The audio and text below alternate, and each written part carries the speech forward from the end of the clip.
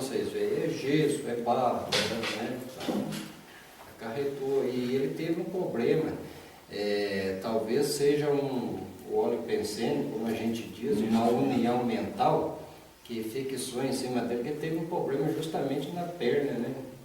Como? Ele teve um problema justamente na perna, onde batia as imagens. E assim como o Valdir citou aí, as imagens correu atrás dele, atrás de mim foi a procissão inteira. Você? Eu sonhei que estava passando em frente à igreja católica, mas estava assim, cheinha, a praça inteira, uma procissão. Aí de repente alguém falou assim, ali aquele espírito. Olhava para trás, aquela fila de gente atrás, correndo. Mas você corta essa.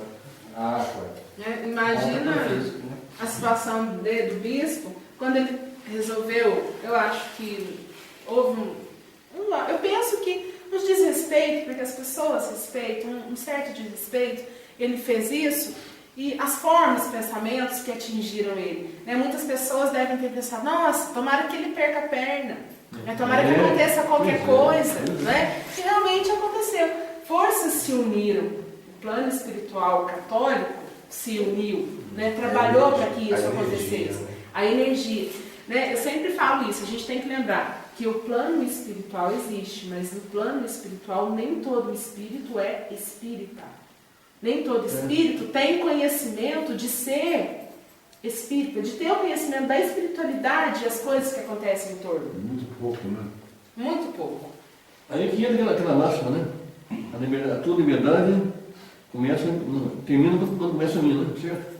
Então, não tem essa meter para das religiões. Não precisa nem. Perguntaram, né, a Chico Xavier, qual a melhor religião? Ele simplesmente respondeu, aquela que te faz melhor. Se é o que você está se sentindo bem, se você diz que se encontrou, se você trabalha para você, voltado para o seu interior, para o próximo, se isso te faz bem, vamos respeitar o amadurecimento de cada um. Né? A gente precisa fazer isso.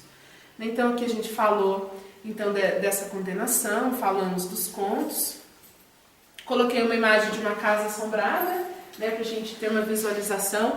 Igual eu falei ali nessa casa, pode ser que ele esteja abandonado, que exista. É bem assombrado. Eu procuro sempre relacionar, trazer o tema bem relacionado, né, para a gente pelo menos imaginar. Mas o povo imagina casa assombrada, casa velha, mas casa nova também tem as coisas. Justamente, casa velha, assombrada, abandonada.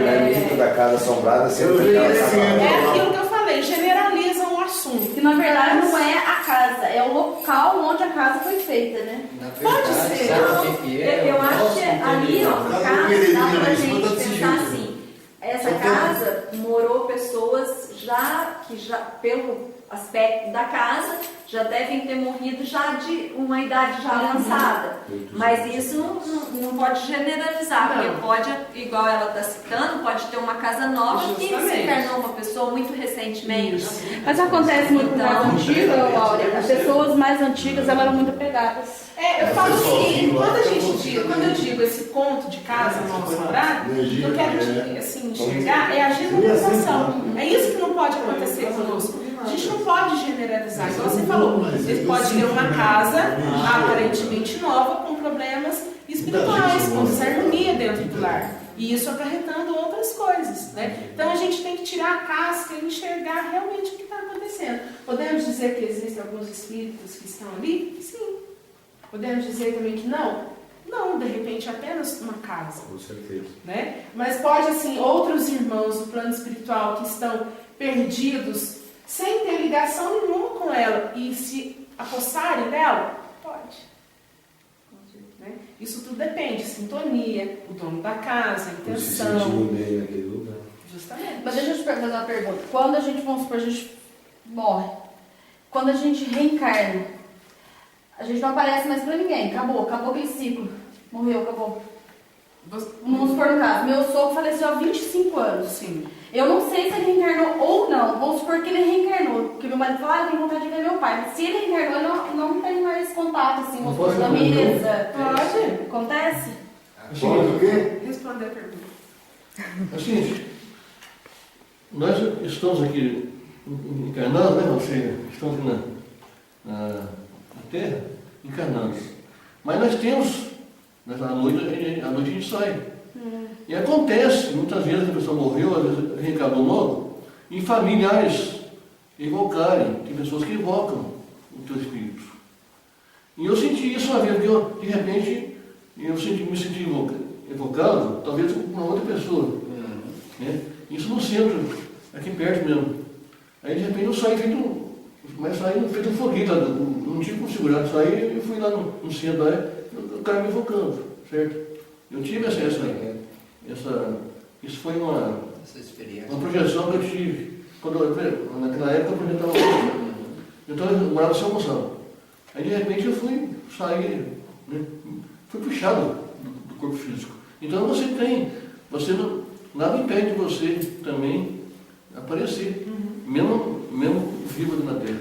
Ele tinha essa curiosidade, falou, será que meu pai faz 25 anos que morreu, será que ele reencarnou? E se reencarnou? Se ele reencarnou, ele não volta mais? Ele não dá comunicação mais? Ele pode sim, assim como ele falou. Eu vou te contar uma história que vai exemplificar e ficar bastante nítido através disso.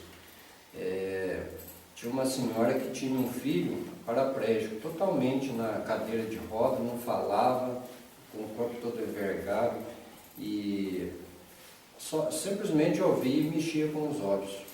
E eles tinham curiosidade de saber, né, o porquê até daquele ser estar ali. E de repente, numa reunião mediúnica, quer dizer, aquele indivíduo, né, aquele corpo todo deficiente, estava na cadeira de roda, no momento dormindo, o espírito que habitava aquele corpo, que era o rapaz, saiu do físico e foi lá dar o depoimento, explicar o porquê até que ele estava naquela cadeira de roda como paraplégico.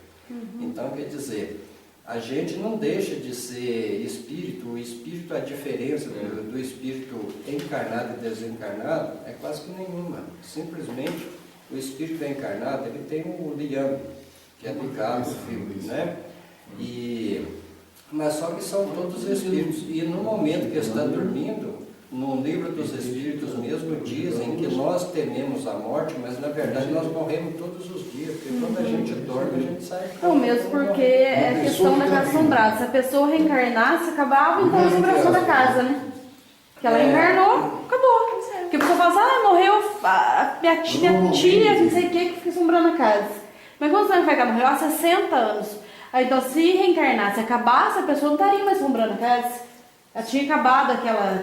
Sim, mas dela, né? O que acontece é o seguinte, já tem história de pessoas que estavam há mais de 700 anos sem reencarnar, se recusando a encarnação.